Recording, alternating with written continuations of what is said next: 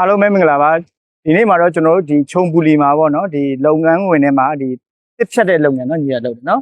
တစ်ဖြတ်တဲ့လုပ်ငန်းထဲမှာတစ်ဖြတ်နေတဲ့လက်ပါသွားဆိုတော့ဘယ်လောက်ကြာသွားညီဖြစ်လဲကြာတော့ပါပေါ့သုံးလကျော်ပါနော်တတိယတော့ညီကိုလောအားကတွေပေးနေတော့မယ်ဒီလုပ်နော်တတိယလည်းဟိုထိုက်တဲ့လောက်တော့သူကောင်းပါလေနော်ဆိုတော့တို့တော်များလဲကျွန်တော်တို့အခုဒီညီငယ်ဆိုရင်ဒီလက်က၄ချောင်းလုံးပါသွားတယ်ပေါ့နော်ဒီကြောင့်တော့ပါသွားတယ်သူရဲ့ထိုက်တဲ့နဲ့နင်းနာမှုပိုင်းဆိုင်ရာကိုကျွန်တော်တို့ထိုက်တဲ့တလောက်မရဘူးလို့ခံစားရလားညီကနော်ဆိုတော့အဲ့တော့ကျွန်တော်တို့အကူအညီတောင်းလာတော့ကျွန်တော်တို့လာရောက်ဆောင်ရွက်ပေးတာဖြစ်တယ်အခုဆိုလို့ကျွန်တော်ဒီမှာဒီကျန်တဲ့ဒီထိုင်းရောက်မြန်မာတွေအနေနဲ့လည်းဒီအလုပ်လုပ်ကိုင်းနေလည်းကိုဒီလိုမတော်တဆဖြစ်မှုတွေဖြစ်လာပြီဆိုရင်ဘယ်လိုလုပ်ရမလဲဆိုတာကိုကျွန်တော်အနေနဲ့